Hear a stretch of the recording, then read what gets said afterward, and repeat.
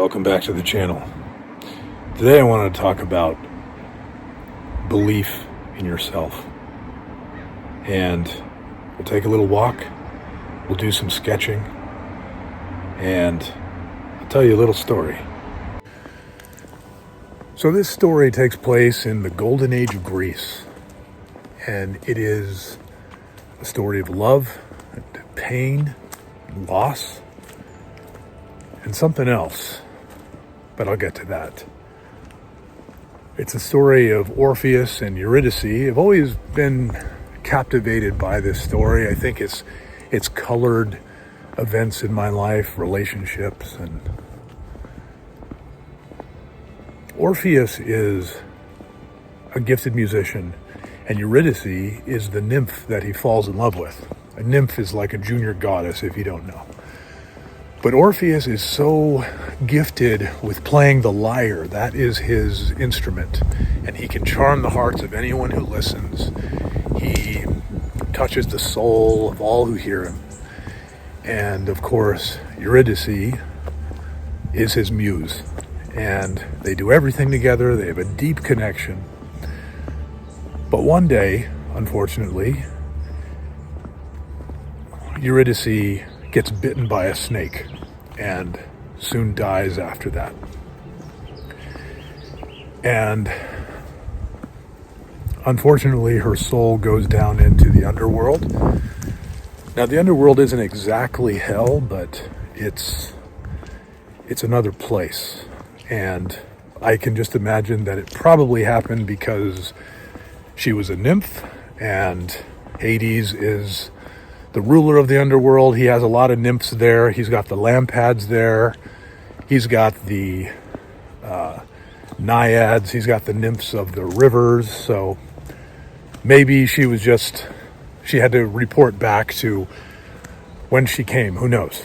Anyways, she's down in the underworld. And of course, Orpheus is completely heartbroken, and he can't imagine life without her.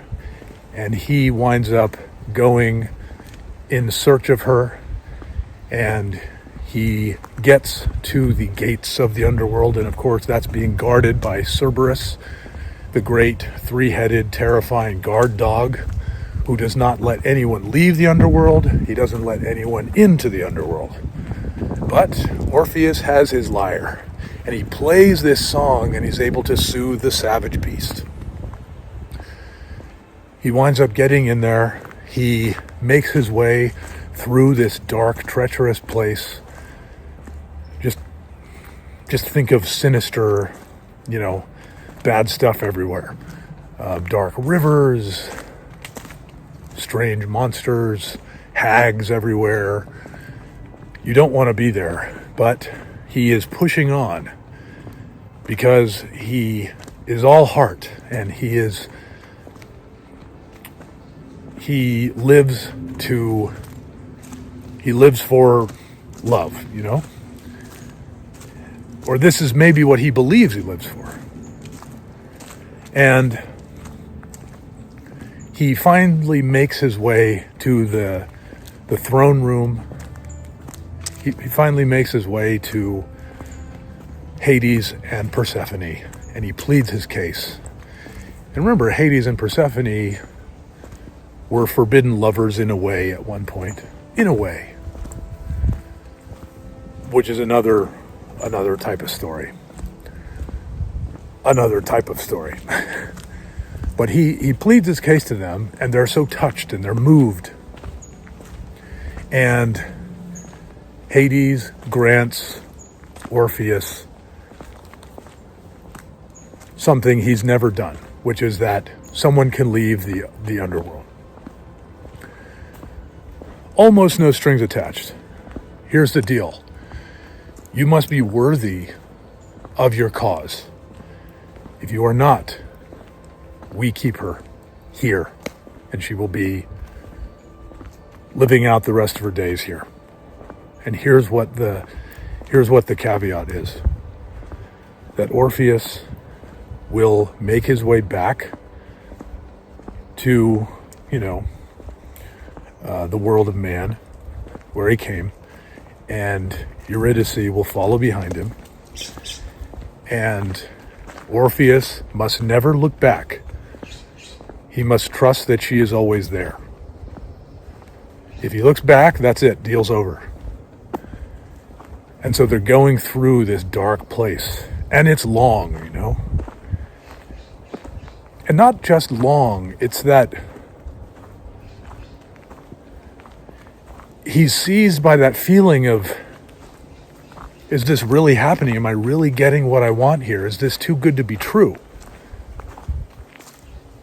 And they keep going, and you can't imagine how much longing he has. That there she is right behind me, the love of my life. And if I just get through this,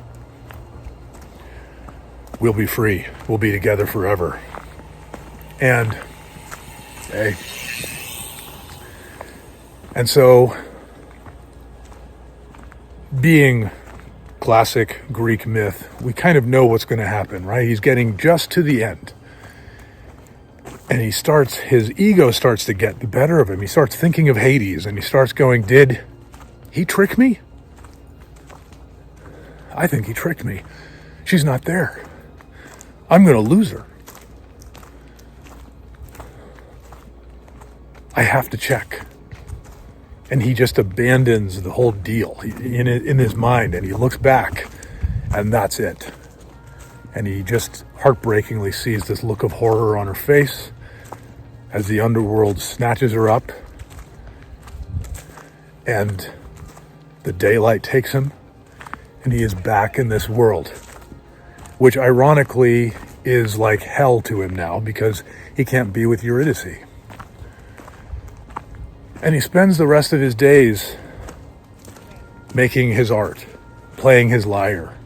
And, you know, you could say he's breaking hearts everywhere where he plays the music. And his sadness is known throughout. If you hear his songs, you will feel that pain. You'll feel his pain. He's always in that place of loss. And he longs to be with Eurydice again, who he will never see. And to his credit, he never ends it. He never just gives up and takes his life. And he winds up eventually living out his days, and he dies a not very good death. It's Greek myth. Well, this is where there's a turn, because you know what this means. He's probably going to go to the underworld. You would think it'd be tragic, like he goes somewhere else really nice, but he winds up going to Hades' realm.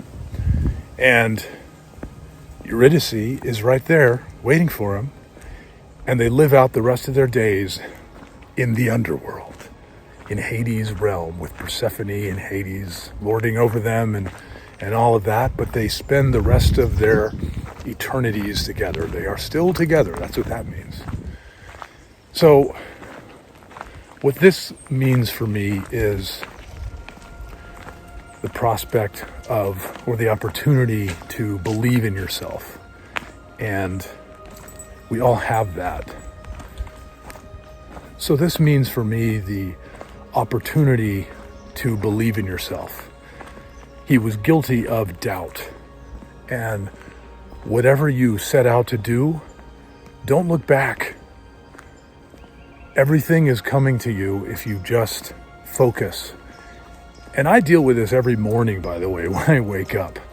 There are a million temptations to check social media, to maybe not do the battle plan that I set out to do, not pursue the mission.